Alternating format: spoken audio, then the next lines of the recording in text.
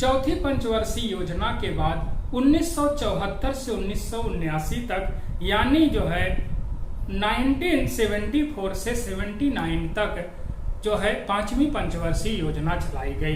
पांचवी पंचवर्षीय योजना में गरीबी हटाओ का नारा दिया गया था। इसीलिए इस पंचवर्षीय योजना में काम के बदले अनाज योजना और 1975 ईस्वी में 20 सूत्री कार्यक्रम भी चलाए गए थे। पांचवी पंचवर्षीय योजना में एक काम और किया गया। 2 अक्टूबर 1975 ईस्वी में क्षेत्रीय ग्रामीण बैंकों की स्थापना की गई। अब देखिए, यह जो पंचवर्षीय योजना थी, इसके एक साल पीछे ध्यान रखिए, चौथी पंचवर्षीय योजना में भूमिगत नाभिकी परीक्षण भी किया गया था, जिसका कोड नेम था इस्माइल बुद्धा। तो पांचवी पंचवर्षीय योजना में 1974 से 1979 तक जो चलाई गई, इसमें मुख्य रूप से पहला जो है काम किया गया कि गरीबी हटाओ का नारा दिया गया। इसीलिए गरीबों के लिए 20 सूत्री कार्यक्रम ने एक कार्यक्रम के अंतर्गत 20 कार्यक्रम चलाए गए थे, जिसका नाम पड़ा 20 सूत्री कार्यक्रम। यानी जो 20 छोटी छोटी जरूरतें हैं ग्रामीण क्षेत्र में रहने वाले लोगों के लिए, अगर वो पूरी कर दी जाएं तो देश में गरीबी का निवारण हो सकता है। इसीलिए 20 सूत्री कार्यक्रम 1975 में चलाया गया और गरीब जो है सेठ साहूकार महाजनों के चंगुल से बच सकें, इसीलिए 2 अक्टूबर 1975 ईस्वी में जो है क्षेत्रीय ग्रामीण बैंक यानी आरआरबी की स्थापना की गई थी। आरआरबी का मुख्य उद्देश्य जो था, रीजनल रूरल बैंक का मुख्य उद्देश्य जो था वो ये था कि जो गांव के लोग हैं, जो छोटी छोटी जरूरतों के लिए सेठ साहूकार और महाजनों के पास जाते थे, वो अब जो है क्षेत्रीय ग्रामीण बैंकों में जाकर के लोन ले सकते हैं। कोई खाद के लिए लोन ले सकता है, कोई बीज के लिए ले सकता है, कोई कीटनाशक के लिए ले सकता है। और जब फसल तैयार हो जाए, फसल को तैयार करके फसल को उचित मूल्य पर बेच करके फिर जा करके वह जो है अपने ऋण का भुगतान कर दे। तो ये किया गया। और फिर इसी पंचवर्षीय योजना में 1977-78 में आपके यहाँ चलाया गया जो है काम के बदले अनाज कार्यक्रम। पांचवी पंचवर्षीय योजना के संबंध में एक सवाल और बनता है कि कौन सी पंचवर्षीय योजना समय से 1 वर्ष पूर्व समाप्त कर दी गई। तो ध्यान रहे, पांचवी पंचवर्षीय योजना को 1978 में मोरारजी देसाई जी की जनता पार्टी की सरकार ने 1978 ईस्वी में समाप्त कर दिया। तो पांचवी पंचवर्षीय योजना जो 79 तक चलती, वो 78 में ही समाप्त कर दी गई। पांचवी पंचवर्षीय योजना का जो टारगेट था वो 4.4% रखा गया था और जो विकास हुआ वो 4.82%। यानी पांचवी पंचवर्षीय योजना सफल हो गई। इससे लोग और जो है उत्साहित हुए और उत्साहित होकर के जो है देश के विकास के लिए काम करना शुरू कर दिया। पांचवी पंचवर्षीय योजना में ही 25 जून 1975 ईस्वी में इंदिरा गांधी जी द्वारा देश में इमरजेंसी की घोषणा की गई, जो 26 जून 1975 से 21 महीने तक चली थी। तो यह पूरे देश के इतिहास में यह बहुत ही बड़ा जो है गलत डिसीजन माना जाता है, क्योंकि देश में जो है इमरजेंसी की घोषणा कर दी गई। तो ऐसी स्थिति में 1975 में ये काम आपके हुए 20 सूत्री कार्यक्रम चलाया गया और आपका क्षेत्रीय ग्रामीण बैंक स्थापित किया गया और इमरजेंसी भी लागू की गई। और जैसे ही इंदिरा गांधी का वर्चस्व बढ़ने लगा, एकाधिकार और निरंकुशता बढ़ने लगी, विपक्षी नेताओं ने इंदिरा हटाओ देश बचाओ का नारा देना शुरू कर दिया। और जो है जब 21 महीने के बाद जो है इमरजेंसी खत्म हुई और चुनाव हुआ, तो इंदिरा गांधी की बहुत बड़ी पराजय हुई और जनता पार्टी की सरकार बन के आई, जिसमें प्रधानमंत्री मोरारजी देसाई आते हैं। मोरारजी देसाई जब आते हैं तो पांचवी पंचवर्षीय योजना को 1978 में समाप्त करके 1978 से 1983 के लिए छठवीं पंचवर्षीय योजना शुरू कर देते हैं। अब ध्यान देखिए, यही समझिए, जो छठवीं पंचवर्षीय योजना है वो उसका प्रारूप 2 बार तैयार किया गया।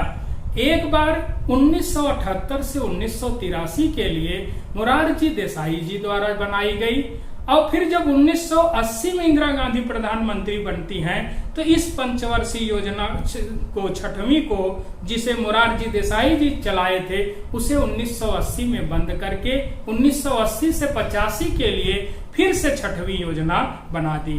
तो जो पहली बार मोरारजी देसाई बनाए थे 1978 से 83 के लिए पंचवर्षीय योजना, वह 2 वर्ष तक चली। यह पंचवर्षीय योजना दीर्घकालीन विकास मॉडल पर आधारित थी।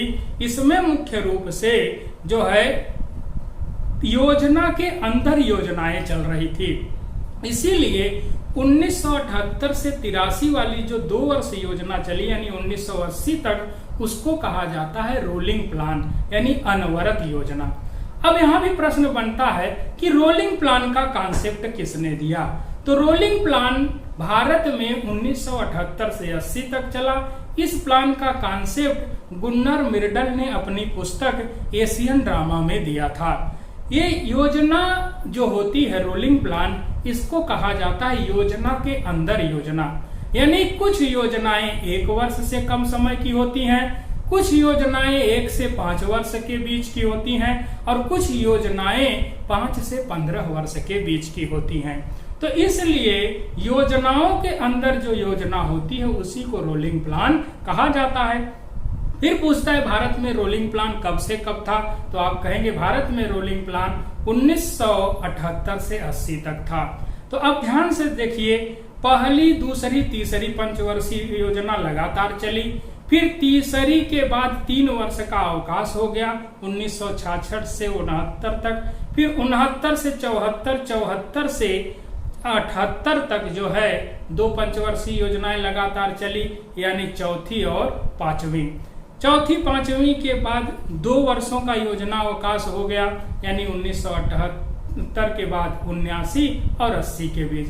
फिर 80 से जो है 90 तक फिर 2 योजनाएं चली, छठवीं पंचवर्षीय योजना और 7वीं पंचवर्षीय योजना। तो अब हम लोग आते हैं 1980 से 85 तक इंदिरा गांधी द्वारा चलाई गई छठवीं पंचवर्षीय योजना, जिसका प्रारूप दूसरी बार बना। इंदिरा गांधी ने छठवीं पंचवर्षीय योजना को 1 अप्रैल 1980 से 31 मार्च 1985 तक के लिए बनाया। इस योजना का मुख्य उद्देश्य जो रखा गया था वो था जो है गरीबी निवारण एवं रोजगार सृजन। अब यहाँ पर गरीबी निवारण पर भी बल दिया गया था और रोजगार सृजन पर भी बल दिया गया था। इसीलिए यह प्रश्न पूछता है कि जो है कि गरीबी निवारण का कार्यक्रम वास्तव में किस पंचवर्षीय योजना में चला? तो आप जवाब देंगे छठवीं पंचवर्षीय योजना में। इंदिरा गांधी जी ने 1971 का जब चुनाव हो रहा था तब उसी चुनाव में गरीबी हटाओ का नारा दिया था। लेकिन गरीबी हटाओ जो है 5वीं पंचवर्षीय योजना का लक्ष्य रखा गया था। गरीबी हटाओ तथा रोजगार सृजन पर कार्यक्रम 6वीं पंचवर्षीय योजना में किया गया। ये तीनों बातें ध्यान रखिएगा। तो रोजगार सृजन पर ही विशेष रूप से बल दिया गया और गरीबी को परिभाषित किया गया। देखिए, गरीबी का मुख्य कारण रोजगार की कमी है। ऐसे में अगर सरकार रोजगार उपलब्ध करा दे लोगों को तो जाहिर सी बात है कि गरीबी अपने आप बहुत हद तक कम हो सकती है। अब जैसे जब ये योजना चलाई गई रोजगार सृजन की, तो इसीलिए इस पंचवर्षीय योजना में 6 प्रमुख योजनाएं चलाई गई। ये बहुत बार आपकी परीक्षा में पूछा है कि जो है ये 6वीं पंचवर्षीय योजना में कौन कौन सा कार्यक्रम चलाया गया था। तो पहला 1979 में 79 में ही एक कार्यक्रम चलाया गया था जिसको ट्राइसेम कहते हैं। ट्राइसेम का मतलब training of rural youth for self employment. तो ये पूछता है कि ट्राइसेम क्या है, तो आप बताएंगे एक प्रशिक्षण कार्यक्रम था। किसके लिए प्रशिक्षण कार्यक्रम था ट्राइसेम? ग्रामीण युवाओं को रोजगार के लिए। फिर दूसरा चलाया गया integrated rural development programme, IRDP। Integrated rural development programme, समन्वित ग्रामीण विकास कार्यक्रम, ये आपका चलाया गया 1980 ईस्वी में। फिर 1900 ईस्वी में नेशनल रूरल एम्प्लॉयमेंट प्रोग्राम भी चलाया गया, राष्ट्रीय ग्रामीण रोजगार योजना। फिर 1982-83 में आपके यहाँ प्रोग्राम चलाया जाता है, एक का नाम है ड्वाक्रा, development of women and child in rural area, यानी ग्रामीण क्षेत्रों में महिला एवं विकास कार्यक्रम। ये आपका 1982 में चलाया गया। फिर इसके बाद आपके यहाँ एक प्रोग्राम चलाया गया SITRA, supply of industrial tools in rural area, supply of industrial tools in rural area, यानी ग्रामीण क्षेत्रों में औद्योगिक औजारों की आपूर्ति। इसमें क्या था, ग्रामीण क्षेत्र के लोगों को रोजगार के लिए छोटे छोटे जो है औद्योगिक औजार उपलब्ध कराए गए थे। और एक छठवां प्रोग्राम इसमें चला 6वीं पंचवर्षीय योजना में, जिसका नाम दिया गया जो है rural landless employment guarantee programme. ध्यान रहे ये प्रोग्राम था, इसी तरह का प्रोग्राम चला जिसको कहा गया मनरेगा, यानी यह एक्ट बन गया, संवैधानिक व्यवस्था की गई, तो ये प्रोग्राम था। तो ये जो 6वीं पंचवर्षीय योजना थी, इस पंचवर्षीय योजना में ध्यान रहे कि जो है मुख्य रूप से जो है 6 बैंकों का राष्ट्रीयकरण भी किया गया। और देखिए 14 बैंकों का जो राष्ट्रीयकरण किया गया 1969 ईस्वी में किया गया था। 1969 ईस्वी का मतलब चौथी पंचवर्षीय योजना में। तो और यहाँ 6वीं पंचवर्षीय योजना में अप्रैल 1980 ईस्वी में 6 बैंकों का राष्ट्रीयकरण भी किया गया। और 6वीं पंचवर्षीय योजना में एक और बहुत महत्वपूर्ण कार्य किया गया। 6वीं पंचवर्षीय योजना में पहली बार गरीबी को भोजन में ऊर्जा प्रणाली के आधार पर परिभाषित किया गया। यानी 6वीं पंचवर्षीय योजना से पहले गरीबी को पैसे के आधार पर परिभाषित किया जाता था।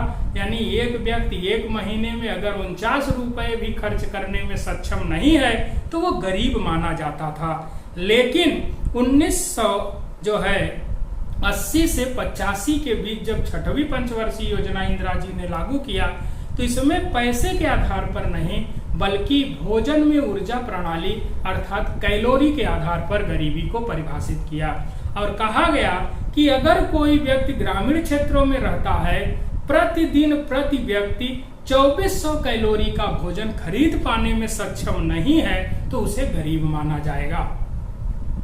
और अगर कोई व्यक्ति नगरों में रहता है या शहरों में रहता है और जो है 2100 कैलोरी का भोजन प्रति व्यक्ति प्रतिदिन खरीद पाने में सक्षम नहीं है तो उसे गरीब कहा जाएगा। यानी गरीबी को फूड एनर्जी मेथड यानी भोजन में ऊर्जा प्रणाली के आधार पर परिभाषित किया गया।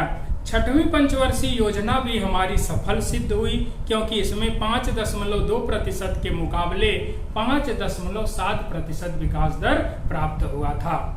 6वीं पंचवर्षीय योजना में 2 और बहुत महत्वपूर्ण कार्य किए जाते हैं। एक जो है नाबार्ड की स्थापना की जाती है, दूसरा एग्जिम बैंक की।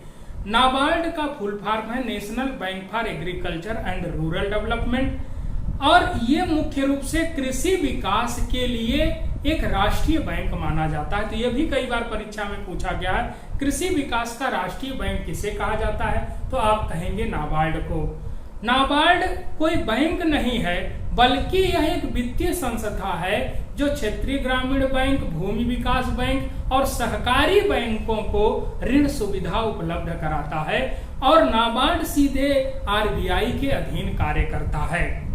दूसरा बैंक एक एक्सपोर्ट इंपोर्ट बैंक अर्थात जिसको एग्जिम बैंक भी कहा जाता है। इसकी स्थापना 1 जनवरी 1982 में की गई थी।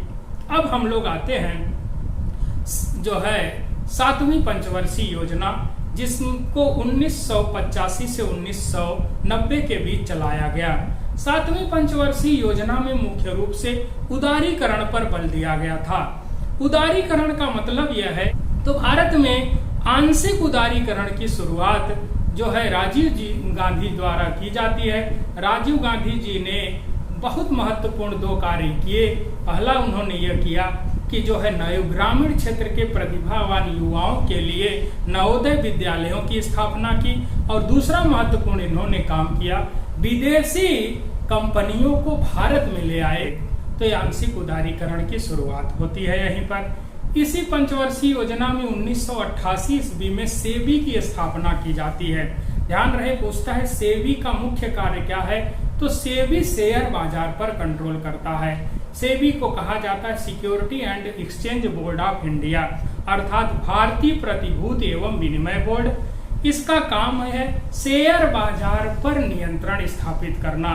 तो भारत में जो राष्ट्रीय स्तर के और राज्य स्तर के शेयर बाजार हैं उन पर पूरी तरह से नियंत्रण स्थापित करना है, यानी ये लोग कोई गलत काम न कर सकें, लोग जनता के साथ चीटिंग न कर सकें, और जो जनता है अगर किसी कंपनी में शेयर खरीद रही है तो उसे सुरक्षा प्रदान किया जाए। यानी शेयर धारकों के हितों को संरक्षित करते हुए शेयर बाजार पर नियंत्रण स्थापित करने के लिए सेबी की स्थापना 1988 में की गई, लेकिन इसको मान्यता 1992 में दी गई थी, ये ध्यान रखना।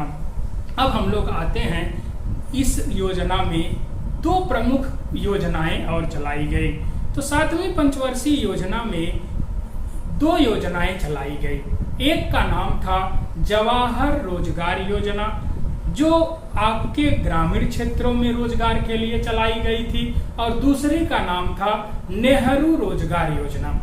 जवाहर रोजगार योजना ग्रामीण क्षेत्रों के लिए, नेहरू रोजगार योजना शहरी क्षेत्र के लिए। तो ये कई बार परीक्षा में पूछा गया है, नेहरू योजना का संबंध किससे है, तो आप कहेंगे शहरी क्षेत्रों के लिए, और जवाहर रोजगार योजना का किससे संबंध है, ग्रामीण क्षेत्रों के लिए।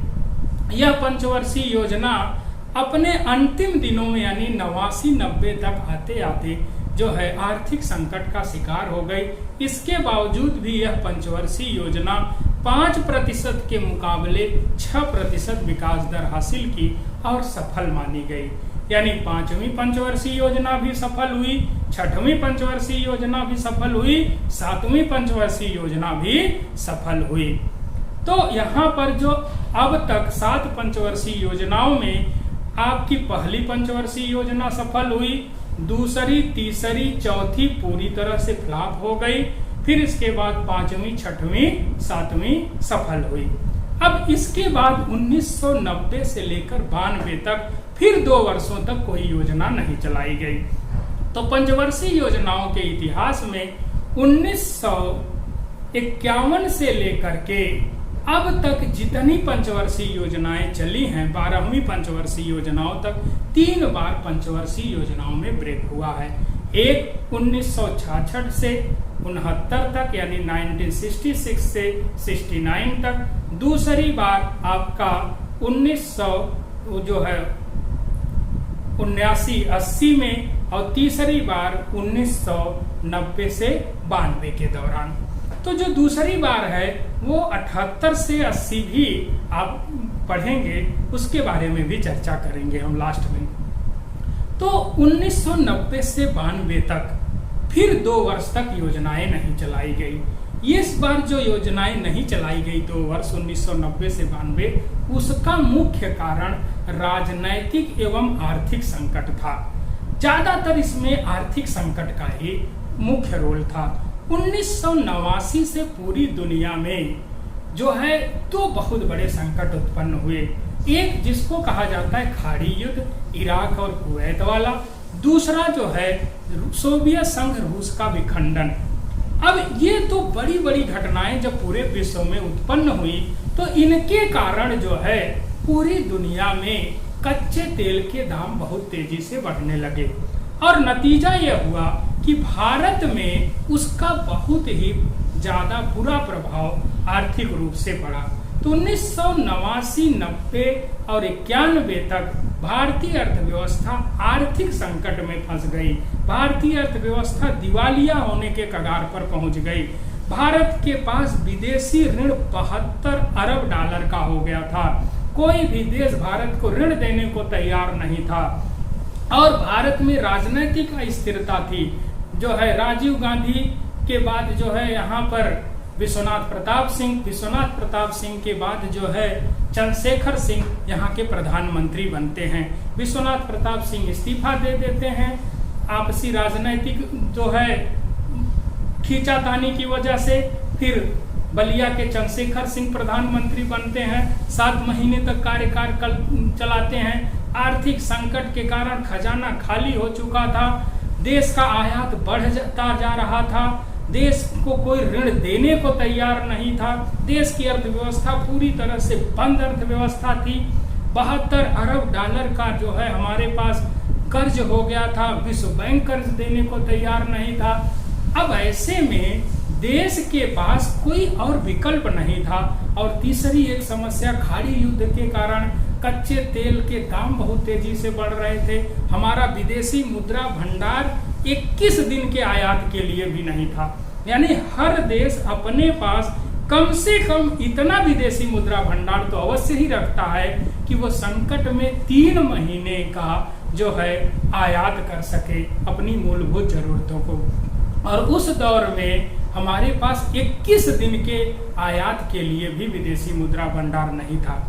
अब ऐसी स्थिति में भारत सरकार ने बड़े ही जो है संकट के दौर में सोना विश्व बैंक के पास गिरवी रखा और बड़ी आलोचना उस समय लोगों ने इसकी की थी। लेकिन सरकार को, देश को बचाने के लिए उस समय जो भी सूझबूझ से उन लोगों ने निर्णय लिया और बाद में देश उस संकट से भी निकट के सामने आ गया। और इसी दौरान 21 मई 1991 ईस्वी में राजीव गांधी जी की हत्या भी हो जाती है। राजनैतिक संकट, आर्थिक संकट के कारण 1990 से 1992 तक 2 वर्षों तक कोई योजना नहीं चलाई गई। लेकिन 1991 में, जून 1991 में जो है सरकार बनती है। प्रधानमंत्री जो है नरसिम्हा राव जी बनते हैं और वित्त मंत्री डॉक्टर मनमोहन सिंह बनते हैं। जून में सरकार बनती है और 24 जुलाई 1991 ईस्वी में राव मनमोहन नीति के माध्यम से उदारीकरण, निजीकरण और भूमंडलीकरण की यानी एलपीजी की पॉलिसी अपनाई गई। और देश जो आर्थिक संकट में था, जो कर्ज में डूबा हुआ था, दिवालिया होने के कगार पे था, और उससे देश को इन लोगों ने बाहर निकाला। और निकाल करके जो है देश में जो सोना गिरवी रखा गया था उसको छुड़ाया और देश के आर्थिक विकास को बहुत तेज कर दिया। इसीलिए डॉक्टर मनमोहन सिंह अपने वित्त मंत्री के कार्यकाल के दौरान में इतना बेहतरीन काम किया। 1991 से 1996 के बीच 5 वर्षों तक देश की अर्थव्यवस्था बहुत तेजी से बढ़ने लगी और उसका नतीजा यह हुआ कि देश बहुत संपन्न हो गया। इसीलिए आपके परीक्षा में एक सवाल पूछा जाता है कि भारतीय अर्थव्यवस्था का अग्रदूत किसे कहा जाता है, तो आप कहेंगे डॉक्टर मनमोहन सिंह जी को।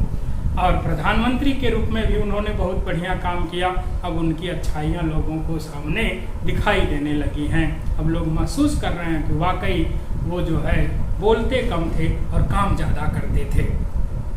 तो 1990 से 1992 तक 2 वर्षों तक कोई भी पंचवर्षीय योजना नहीं चलाई गई, इसलिए यह भी योजना अवकाश का। फिर 1992 से 1997 के बीच 8वीं पंचवर्षीय